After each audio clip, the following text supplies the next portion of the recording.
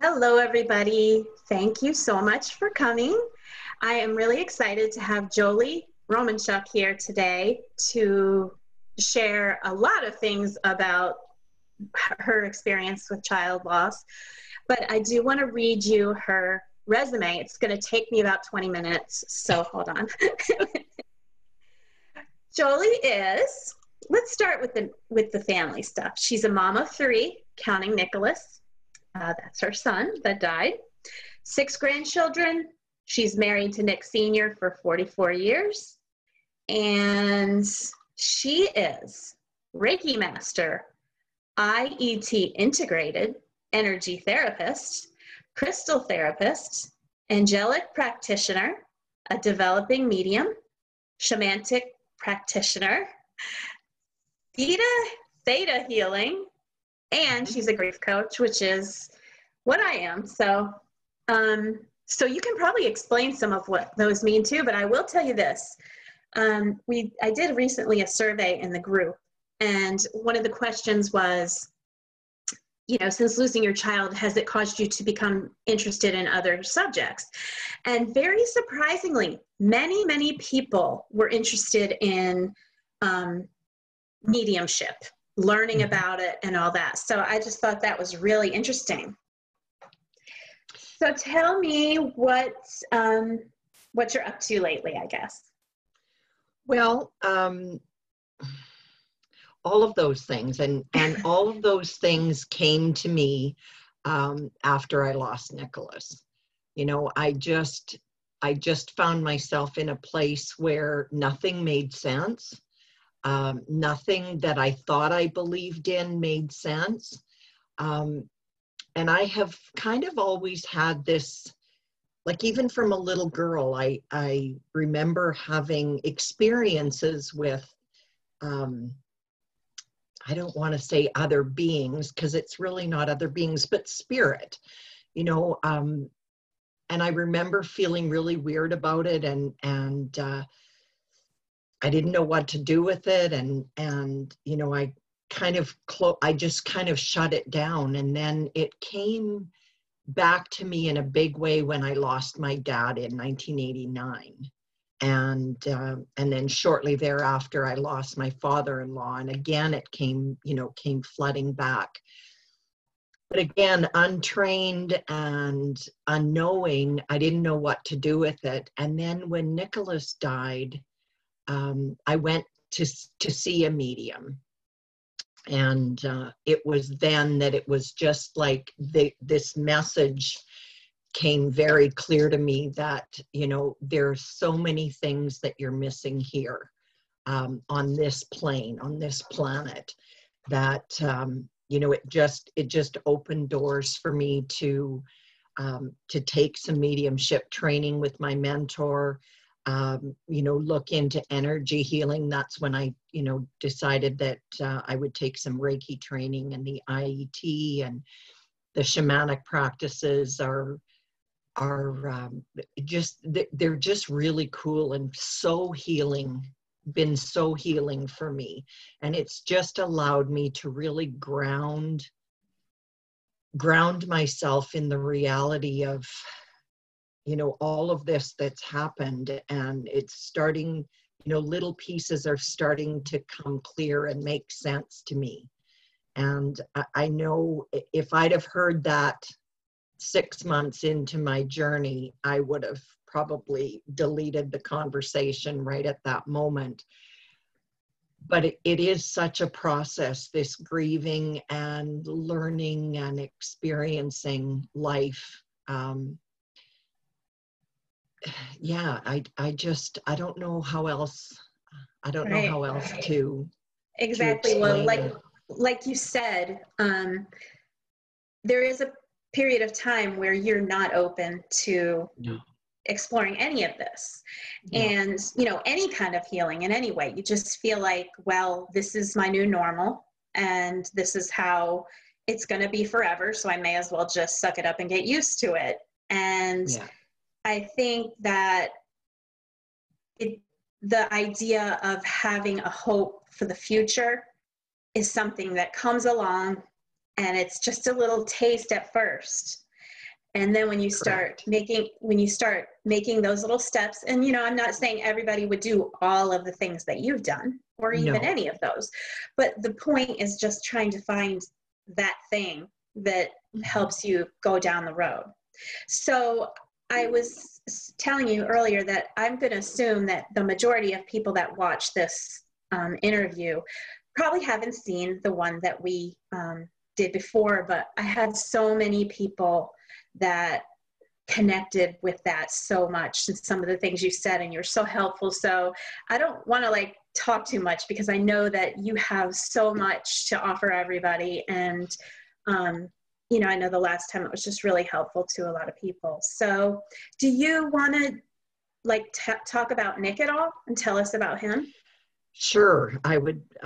He's my favorite subject to talk about, and that Zoom call that we did on with the other day was so powerful. When he said, we are the keepers of those memories, we're the guardians of those memories, and I know that people get uncomfortable talking about our loved ones that are passed, because grief isn't something that it's not something that we talk about, and yet it's something that every one of us somewhere is going to have to face, and we teach our kids to how to dial 911. We teach our kids an emergency phone number. We teach our kids stranger danger. We teach them all that kind of stuff.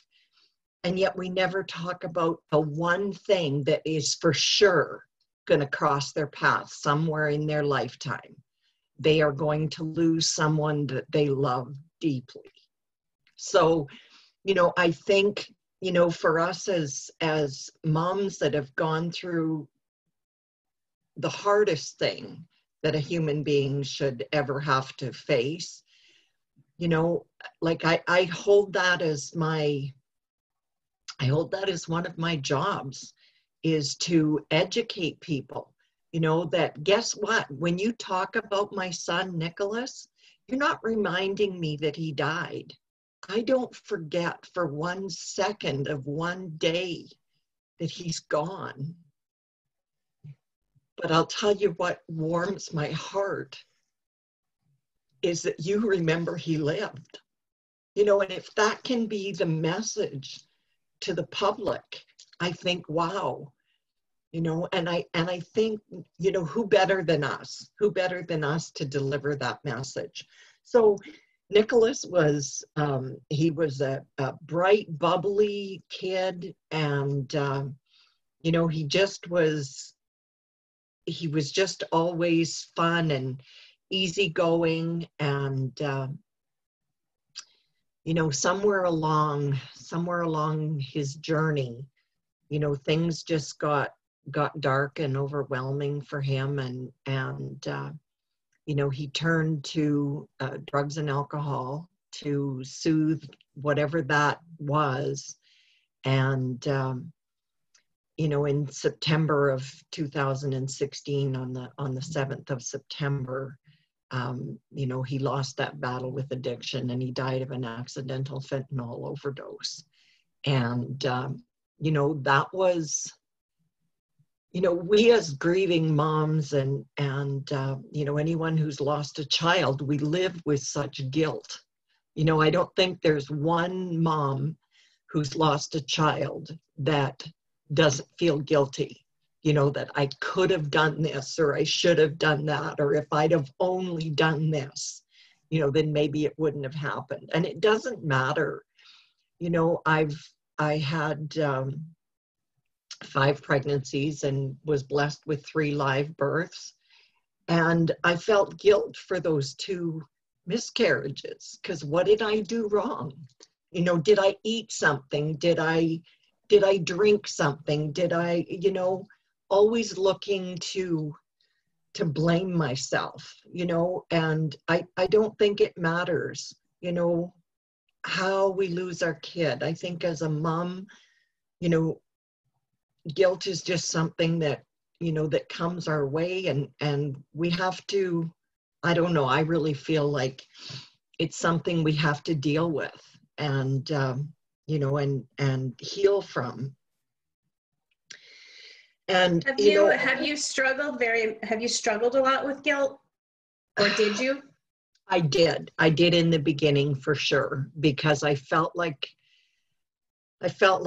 you know, if I would have just been a better mom, you know, this darkness that overcame him, you know, and I mean, there's so many things that cause, you know, that can cause addiction. You know, there's the genetic factor, there's, you know, there's mental health issues that aren't being treated. So, you know, they start to self-medicate, and then that gets out of control. Right. And the reality is his addiction started by over prescriptions, you know, over prescribing pain medication when he had a car accident, you know, and that's when I say his dark time started, you know, and I don't know if it was, but I know that those prescriptions that he was readily able to get certainly led him down a dark, definitely, you know, led him down a dark path. Right. So, and, you know, as far as addiction goes, you think about all the people that experiment with drugs and alcohol or turn to drugs and alcohol. And it's just like the grace of God that most people make it through, you know, and who knows what it is that makes the difference. But, you know, it's a scary, scary thing when you start thinking about it, how close we all can be to that danger. Yeah. Yeah, it's like, it's a hair's difference. I was reading some statistics yesterday or the day before, and it was like 80% of college kids drink to oblivion at least once in their college career. And that can be the one time that tips somebody into active alcoholism or addiction. So yeah, it's that fine line that we don't know who's going to cross it, or we don't know how, you know, how that happens. But, you know, the fact is, you know, it's, from what I've learned, is it's not about what happened. It's about how I deal with what happened. That's right. So, well, when I asked you to talk to everyone, all our moms, you know, you suggested talking about guilt. And I think it was such a perfect topic because, like you said, so many of us deal with it. It's just like in our mom DNA to just blame ourselves for everything. So what have you learned about it? Well, guilt as a noun is the fact of having committed a specific, here's the key word, or implied offense. So, you know, and that's where we are as moms. We imply upon ourselves that, you know, that I could have done something different, or I should have, you know, and one of my favorite sayings is, I have to quit shoulding all over myself because, you know, I can should myself to death. Right. So, and as a verb, you know, so that's guilt as a noun. As a verb, it is to make someone feel guilty, specifically in order to influence them to do something. So that, in our instance, comes from ourselves. That comes from me not feeling okay, that it's okay to be okay. So I live in that place of guilt. So I'm not okay because my perception of being a grieving mom is that it's, you know, I shouldn't be smiling. I shouldn't be laughing. I shouldn't be enjoying life, which is the exact opposite of everything I have learned on this journey, is that none of that is truth. That is all false. you know, and then there's the piece, you know, that, you know, guilt versus shame, you know, and Brene Brown she's a master. If you've not seen her talk, her TED talk on guilt and shame, I strongly suggest that you look that up and find it, because there's a big difference, because shame is focuses on me as being a bad person.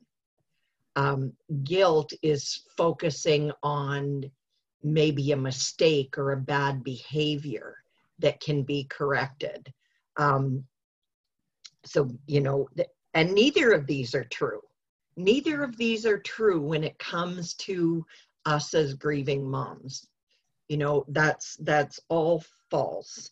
So, you know, some of the ways that I have found that's helped me reduce my guilt is really exploring what happened. You know, what really happened when Nicholas died. You know, what specifically am I feeling guilty about? You know, what piece could I have changed? And the reality is nothing. Right. He was I was Go going to say, ahead. if you had changed, would that definitely, you know, be for sure that the outcome would have been different? Exactly. You know? Exactly. And, you know, we as moms, we do the best we can. We do the best that we're equipped to do. And I believe, and this is my belief system, is that we come with our kind of our lifeline pre-written, and you know, and I've talked to other moms about this, and they've said, no, I would never have signed up for this. You know, and you know what, here on this place called Earth, where we feel pain, we feel grief, we feel all of those dense energies, then absolutely I wouldn't have signed up for it here. But on the other side, where our kids reside now, where there's nothing but love and joy and peace, then when I'm making that decision on the other side before I come here, you know, and I can just envision Nicholas and I having a conversation as soul family, saying, hey, here's some lessons you need to learn, and here's some lessons I need to learn. And how about let's do this? You know, why don't you come back as the mom, and I'll come back as your son, and this is what we'll do, and these are the lessons that you'll learn, and these are the lessons that I'll learn, and I'll teach you and you'll teach me. And now I'm starting to see where those things, you know, where he taught me so much, you know, and if he was still here, not that I wouldn't give back anything to have him, but I don't think my growth would be I wouldn't be where I am, you know, if I hadn't had to go through these hard lessons. So I don't know at the end of my life what all my lessons are about, but I reckon I'll figure it out when I get to the other side, you know, and I'll learn where I did really well, you know, and I'll learn where I did not so well. So so there's that, you know. I have to look at, why am I feeling guilty? You know, looking for the underlying reason of that guilt, you know, and then again, is it guilt or is it shame? You know, I don't know. But what would be an example of shame in this situation, would you say, versus guilt? I think for me, I felt, because my son was an addict, I felt the shame that I was a bad mom, not that I made a mistake, which would be guilt, but the shame that I was a bad mother. That's why my son turned to drugs and alcohol. So I don't know if that really explains the question. Yeah, definitely. And, too, what's the worst label a mom can put on herself? Mm-hmm. It sounds really cliche, but it's bad mom. Like, you don't want anyone to ever say that you were a bad mom. Yeah. Like, it makes me cry. And, you think about getting your kids through their lives, and feeling that impact that you're making on them and their decisions. Yeah. And so, every time they make a mistake, you automatically say to yourself, well, I must have been a bad mom. Yeah. And I mean, that's not the truth at all. It's everybody has their own life and plan and experience to live. And it doesn't always come down to it's someone else's fault. Absolutely. 100%. So then, then here's a really hard one. What am I gaining by holding on to the guilt? That's a question that I had to ask myself, and it although it makes no sense, every action has a positive reason for taking that action. Like even if we think of the worst case scenario, somebody breaks into whatever, a liquor store or, into wherever and holds somebody at gunpoint. Terribly, terribly negative action, but there's a positive reason that they're doing it. They're either, they've got kids at home that need to be fed, or they've got a drug addiction that needs to be fed. There's a positive reason somewhere in the back of the mind that says, do this. Right. And, the action isn't always positive, but, the thought of why I'm doing this is to satisfy something. So then, I have to look at that, and then I have to look at, how is my guilt holding me back from healing all areas of my life? How is it affecting those around me? How is my guilt affecting my relationship with my 2 surviving children? How is it affecting my relationships with my grandchildren? How is it affecting my relationships with my husband, with the rest of the world? And I need to, and those aren't answers that come. Like, those aren't things that come in the first, short little while. No. But, as we trudge along this journey, these things start to, they start to show up, and we can examine them, piece by piece by piece.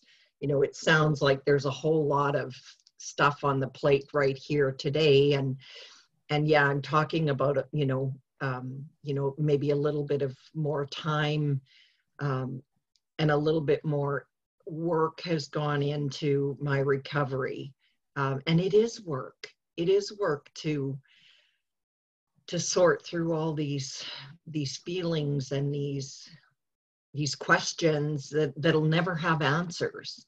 But we have to navigate through it for sure.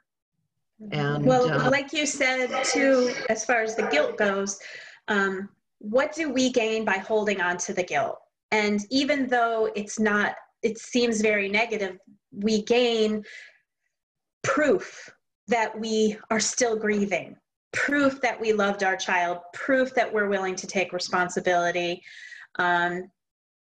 proof that this is going to affect our lives forever. And it's almost like, I just wish so much that we could just like wave a magic wand and give everyone permission to let that stuff go. Yeah. And, then that is when you can start to make those transformations in your life. Absolutely. Yeah.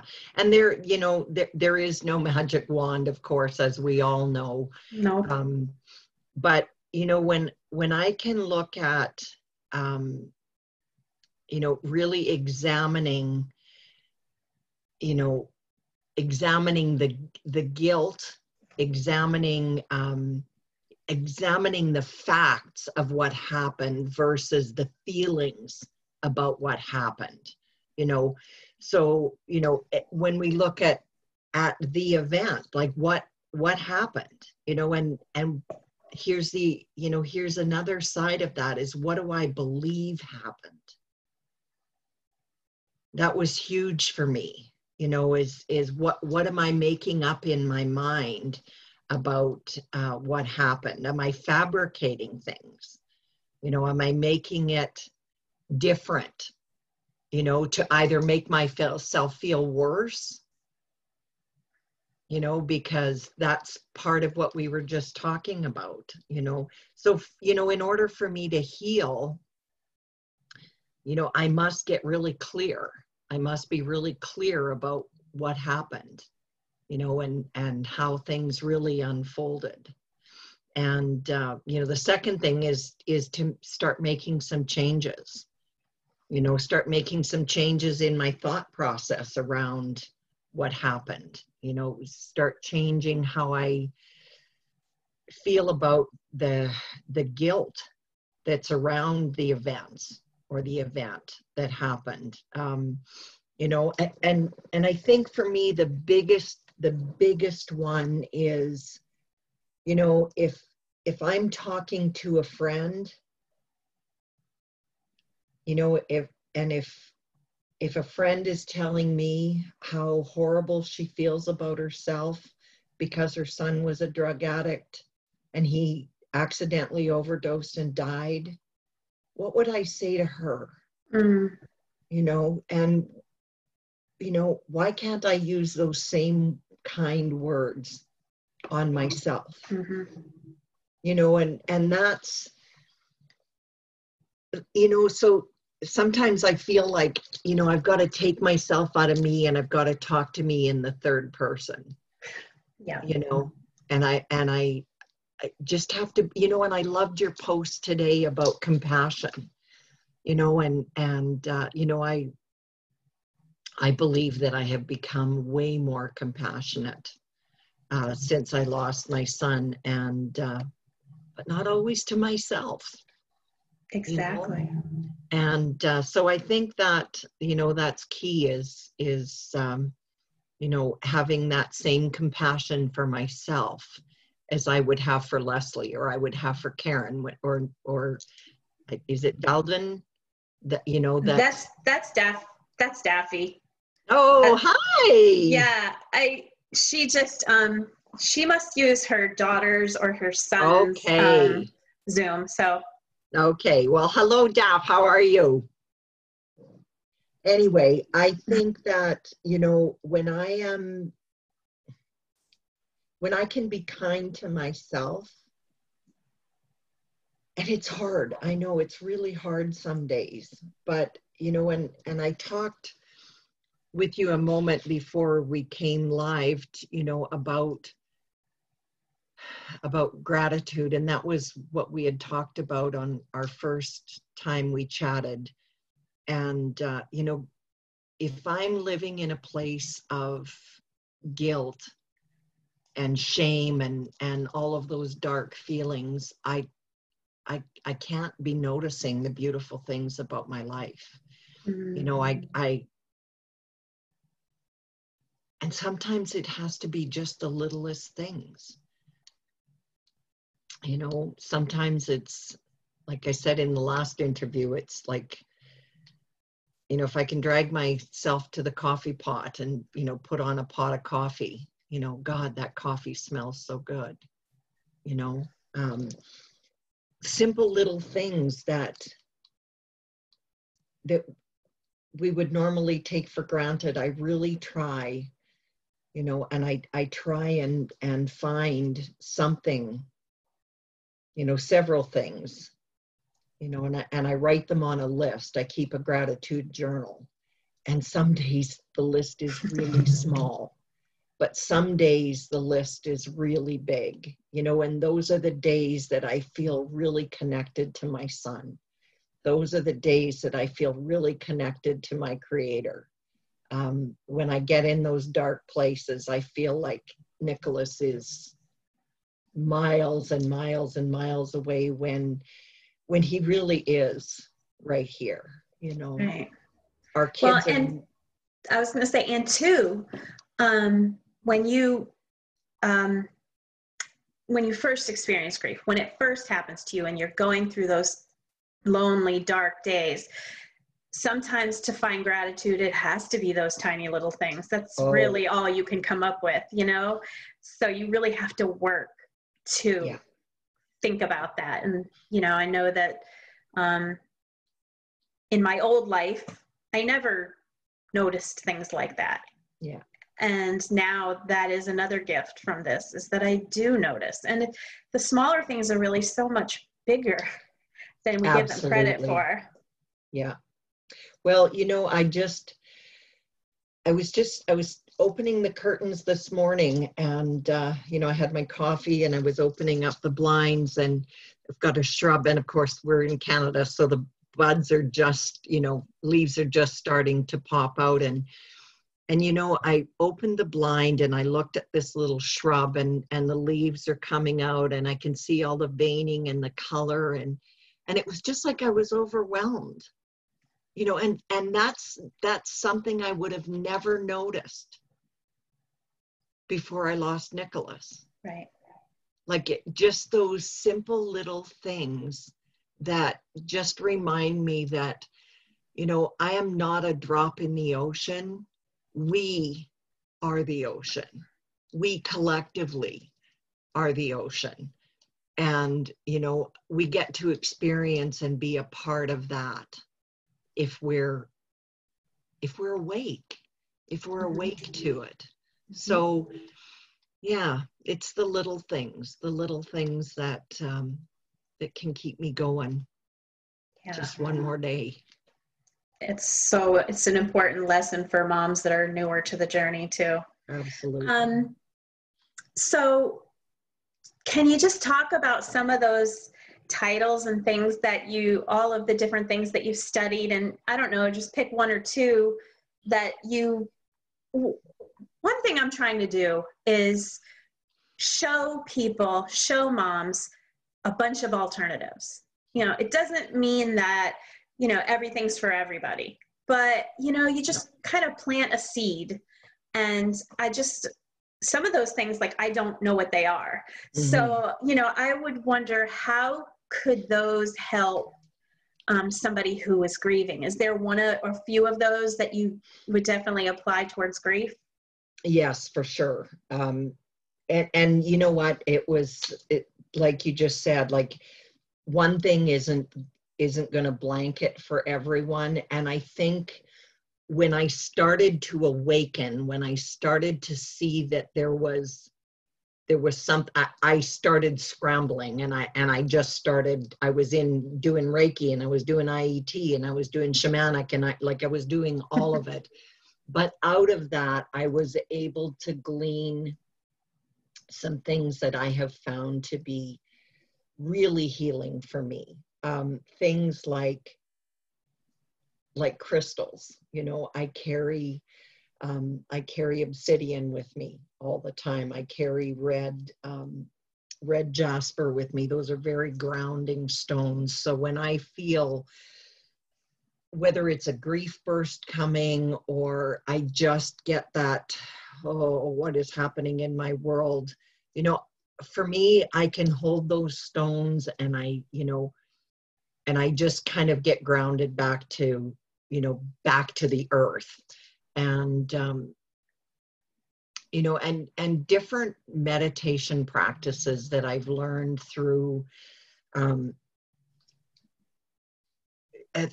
of the trainings that I've taken, but just that connection between what I would call Mother Earth and Father Sky, or Creator, or God, whatever your sense of, you know, that higher being or that higher power might be. And it's to me, it's connecting both. It's being grounded here on earth, you know, and I always think of Mother Earth being that mother love, and Father Sky, or, you know, Creator, as being more of a fatherly, protecting love.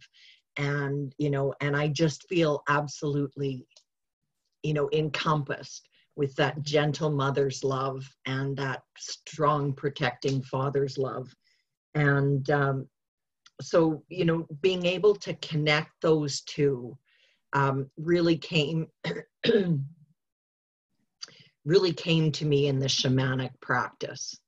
And you know, because in shamanism, it's more about the, you know, earth elementals and that that kind of practice. And it just has, so it's not really one thing for me. I do Reiki when I get emotionally wound up about stuff. I find that Reiki energy is really good for me. When I feel like I need some deeper healing, I tend to go to IET, which is integrated energy therapy. And they're fairly similar. The differences being Reiki energy is more masculine energy. So again, that creator, protector energy, and the IET is more angelic energy. So it's that softer, maybe more motherly type of energy healing. I mean, really, you know, doesn't it come down to stopping? When you're overwhelmed with an emotion, whatever it may be, if you will just stop and give yourself a minute to feel that emotion and work through it in whatever way works for you, you know, you realize you come out on the other side. Like, it doesn't just stay there forever. But if you just keep pushing it aside and letting it fester, it comes back and hits you so much harder, I think. Absolutely. And all of those things are basically stopping and taking care of yourself, for even if it's for a very short time. Yeah. I had, you know, just within the last couple of days, I had some stuff going on in me, and I just didn't like how I was feeling. And I thought it was about Mother's Day, and I thought it was about grief. But when I actually put a pen to paper, it was about a girlfriend that I have been disconnecting with. And, you know, it's just that it was like, it just came so clear to me. Right. That, you know, you just have to listen sometimes. You have to listen to it. Absolutely. Yeah. You know, beautiful. And I was able to pick up the phone, and I called her and I said, hey, I don't know what's going on, but I feel like something weird is going on here and it's killing me. And she said, I feel it too. And I said, well, let's not let it happen. And, you know, so, you know, there's all of those things that, you know, and I would encourage anybody that's watching this, you know, live or on a replay, to reach out to me, and because there's lots of these things that can be done from a distance. Reiki healing can be done from a distance. IET can be done from a distance. Home cleansing is another thing that is very, very powerful when we're living in a state of grief. You know, just to remove and move that dark energy out of the home. And, you know, that's something that I do, as well as I do home cleansing and blessings. And it's amazing. It's amazing how different your environment can feel after it's been cleansed and blessed. I love the idea of having your home blessed. Yeah. I need my home blessed. We can make that happen, honey. So before we go, I guess I'll just ask, you've learned a lot. I mean, obviously you've really learned a lot in your relatively short time since you lost your son. And I would just say, what would be the thing that you would say to a mom that is watching now, who is newer to this journey and needs just some sort of encouragement, or maybe she's scared and she doesn't think that she can ever have a future that she can look forward to? What would you say? Yeah, I remember being in that dark place, and you know, there is hope. I would say probably the biggest thing is stay connected to moms that are, I don't want to say, because we're never healed. This never goes away. But when we're on the path of healing, you know, those are the people that we want to connect with. And you and I have talked about this at length of how, you know, I believe our boys, you know, have put us together. Mm-hmm. But I had to remove myself from so many of the grieving mom pages on Facebook, because they were so negative, you know, and just, you know, it'll never get better. And no, you know, I wish I, you know, just, and I don't believe for a minute that there's no hope. There are moments for sure that we feel like there's no hope. But, you know, there's that, you know, if we can just grasp that little thing to be grateful for, you know, if we can just be grateful for that moment that we got to be the mom, you know, Mm-hmm. and in the grand scheme of things, it's a moment, you know, and I bet there isn't anyone who would trade it. not for a minute, you know, Mm-hmm. and that's the thing. Like, am I willing to give up that moment to be free of this pain? I wouldn't give up anything Right. that I had with my son, you know, and even for moms who have lost a child through miscarriage, who never got to hear that first cry, who never got to hold that baby, you know, it's we were a mom even for those few precious weeks while we carried that child. That's right. We were still the mom. That's right. So yeah. Yeah, it's perfect way to say it. You know, just, it's all a learning process. And absolutely. I think you need a little bit of distance from it before you can see that it is, but it absolutely. Really is. Yeah. Well, when we get off, I will post this recording in the group and make sure that everybody knows how to get in touch with you. For Jolie sure. is an amazing person. I've actually met her in person, and I love awesome. Her so much. And this is just somebody that I met in a Facebook group who said something nice to me. You know, I mean, that's how it started. So I do think it's our Nicks that brought us together. I love that idea. I do too. Okay. So, well, let me just ask, do you guys who are on the call, Leslie, do you have any questions or anything that you want to ask? No. Or comments or anything? No, yeah, it was great though. Thank you. Good. And there's Daffy, she's sleeping. Uh-oh. Wakey, wakey. Let me see if I can unmute you. Hey, you there? Hey, I don't think you can see me. No, I can't see you. Kind of just a black shadow. There's Faith. I switch off the light. I'm feeling so sleepy. I just want to hear Jolie. I just want to hear her, and I love every single word. Very inspiring as usual. I love you guys. We love you too. I love all you guys, and I thank you so much, Jolie, for being here. Absolutely, my pleasure. My pleasure. Take care. You bet. Bye. Thanks, everyone. Thank you. Bye.